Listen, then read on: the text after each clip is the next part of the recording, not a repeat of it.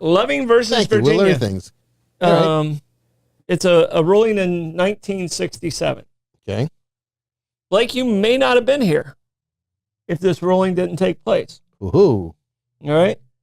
That was when this ruling said interracial marriages were allowed. Oh, It was okay. not until 1967, and only about 20 states allowed interracial marriages.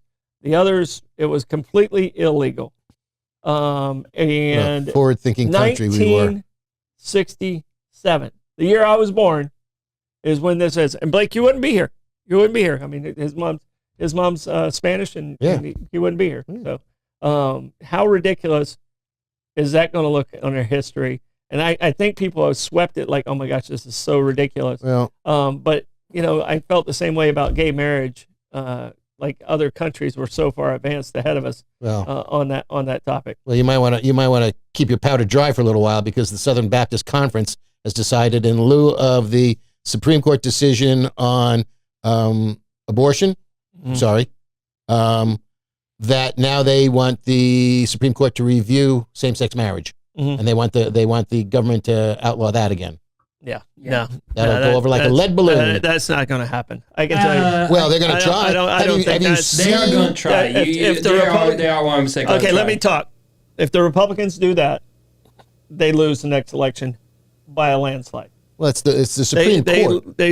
But it's the Republicans that are running the Supreme Court. I understand that, which is revolting enough. If that happens,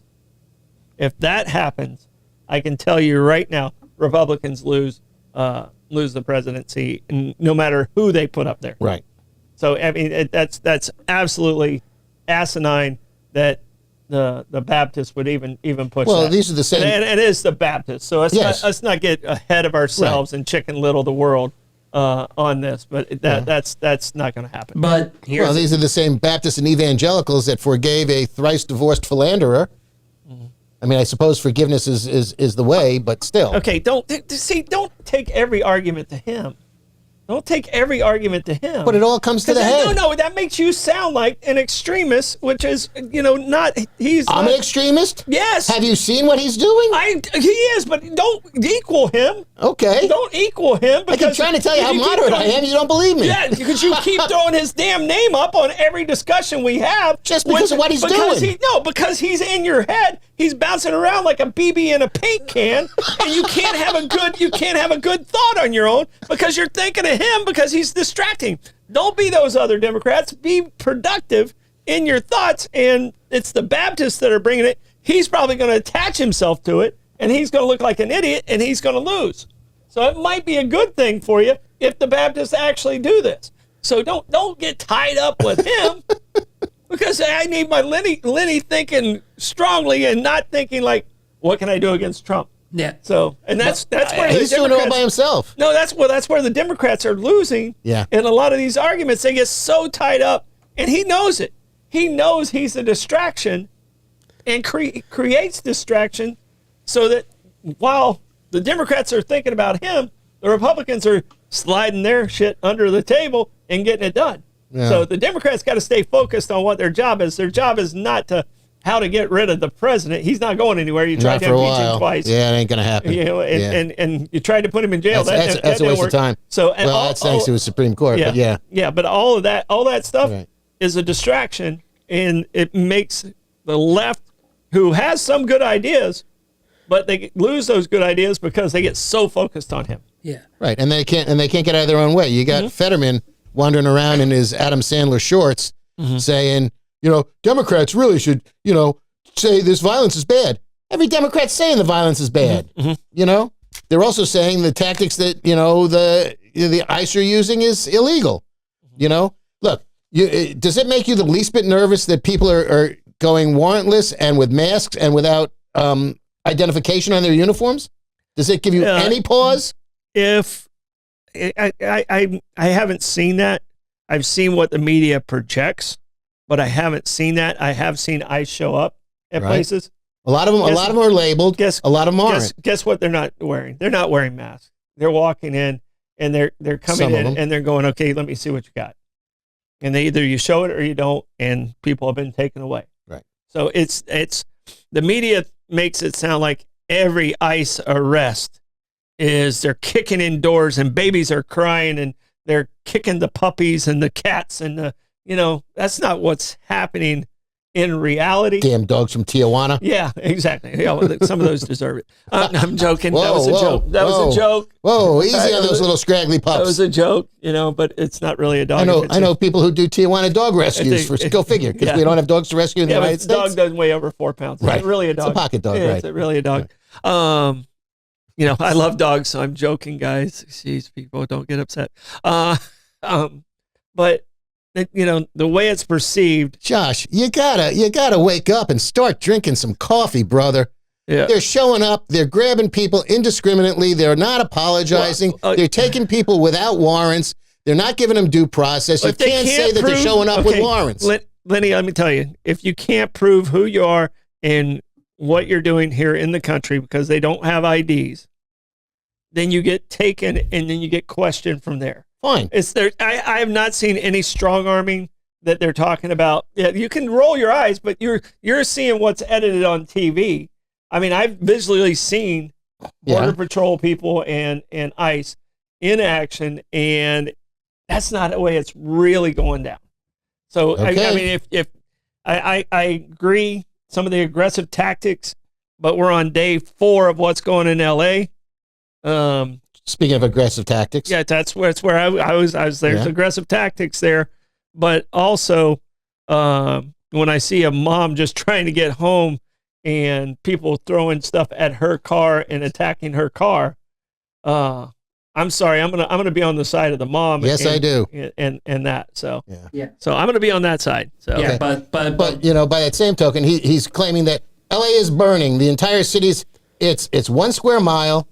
The curfew is affecting 100,000 people out of a city of 5 million. Mm-hmm. So, talk about blowing things out of proportion. They're not even leaving their own neighborhood. If you're going to loot in another neighborhood, right? Exactly.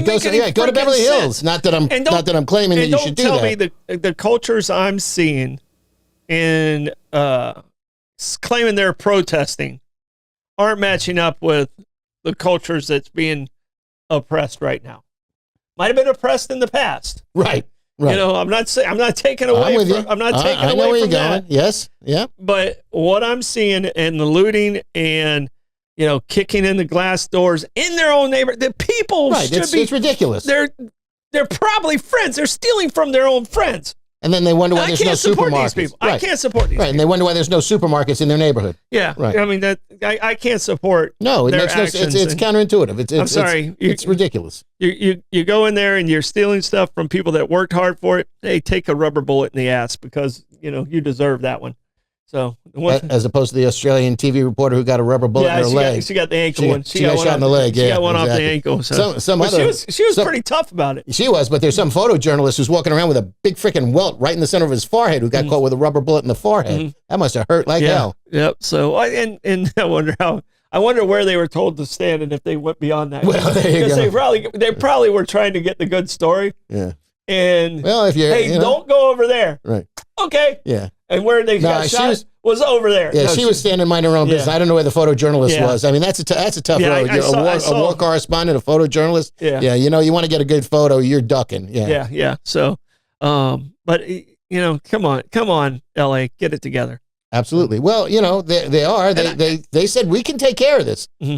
Get out of the way. We can take care of this. And like I said, Seattle said the same thing. Yeah. Well, Karen Bass, did they? Yeah. I don't know because.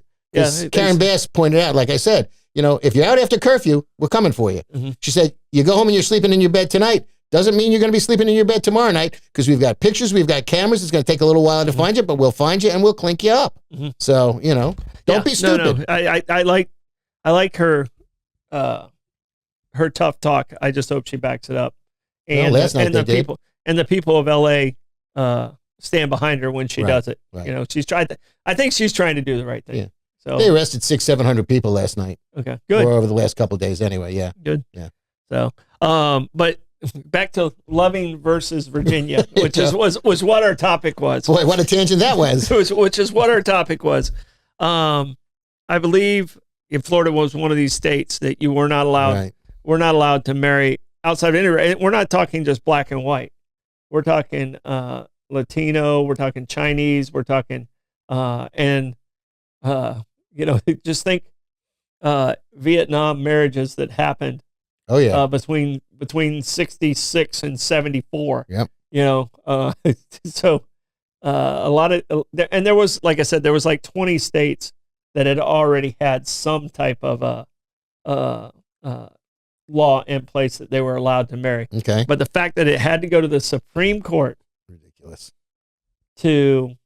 for mixed marriages to actually be real. So I don't think people realize it was that late in history, when that law came into place. So, and there were people that got arrested in the South. Oh yeah, couples that got arrested in the South for marrying outside their race. So, and spent significant time in jail. And that was Virginia, no less. Yeah, it wasn't like Virginia. Texas. Right, it wasn't Texas, Alabama, or Mississippi. Yeah, but I mean, and even after this law went into place, there was people in jail for it, and they said, well, that's when the law was actually, they broke the law. Then they didn't get out after this ruling. They still had to stay in jail. And that was 69? 67. 67. Yeah. So who was president in 68? So Nixon didn't pardon him? It was Johnson. And he, of all people, should have. Yeah, it was Johnson at the time. So he didn't pardon. There's people that stayed in jail because it was a state, wasn't necessarily a federal thing. Federal thing. Yeah, so okay. So I mean, just, and the governors in those states weren't that forgiving. Yeah. And that's happened on tomorrow, this day in history. It happened on, the 12th. On the 12th. But I was like, I really want to talk about this because I don't think people realize that how recent it was. That component of history and how recent it was. Blake, did you have any idea? I'm pretty sure they didn't teach that in history class. No, they didn't teach that in history class, but I definitely knew about through history channels on YouTube and stuff like that. So and definitely, and going back to the original comment about same-sex marriages potentially being brought back up onto the Supreme Court docket, in Clarence Thomas's statement about why he voted yes on the Dobbs case, he actually brought up Loving versus. He actually didn't bring up Loving versus Virginia as one of the cases that should be brought up again to the Supreme Court. I believe he did mention Obergefell. I believe the case about sodomy. He can't bring that up. Yeah, he's married to a white woman. No, he actually defended it as his yes vote. Okay. So Clarence was on your side on this one. No shit. Yeah, I know it's shocking. I know it's shocking, but he was goodness. He was on your side on this one. He voted. He's got to, otherwise, yes. He voted yes. Talk about your cognitive dissonance. He voted no on that. Yeah. So he was on the court at the time in 69? No. He wasn't on the court in 69. No. He referenced Loving versus Virginia in his yes vote for gay marriage. Okay. Wait, hold on. Clarence Thomas voted yes for gay marriage? I'm pretty sure he did. I thought it was Anthony Kennedy that voted for it. Oh, now we got to fact check. Yeah, because all right. Now we got to fact check it. So I thought Clarence Thomas did. So I never thought I would say that I really miss Justice Scalia. Whoa! Oh, the man was brilliant. Brilliant. Yeah. I don't agree with a lot of his decisions, but most of them were sound. Yeah. The Washington handgun decision, the Holder decision made no sense. Who was Ruth? It was all right. So the judges that voted yes on Obergefell v. Hodges was Anthony Kennedy, Ruth Bader Ginsburg, Stephen Breyer Sotomayor, and Elena Kagan. Dissent Roberts, Scalia, Thomas. And Thomas was dissented. Okay. Yeah, yes. Yeah, okay. Yeah. I couldn't see that one going through. Yeah. Yeah. See, and I see these two being so relatable. Oh. Like how can he even vote against that? But because he's Clarence Thomas, and you pencil him in as guilty, hang him. No, yeah, you're not being a judge. You're a puppet to your party. Right, so, which is a shame because when you get to the Supreme Court, you shouldn't have to have any allegiance other than to the Constitution 100%. And the law, and it doesn't seem to be that way any longer. Except for your personal memo, Coach, though. All right. No. I mean the liberal wing is equally as intransient. Oh yeah. All right. So we're going. Boys, are we good with Loving versus Virginia? I'm very big on Loving. Loving. Yes. I'm a Loving guy. And you know what? And the funniest thing is, what's the catchphrase for Virginia? Virginia's for lovers. For lovers. Right. Yeah. So.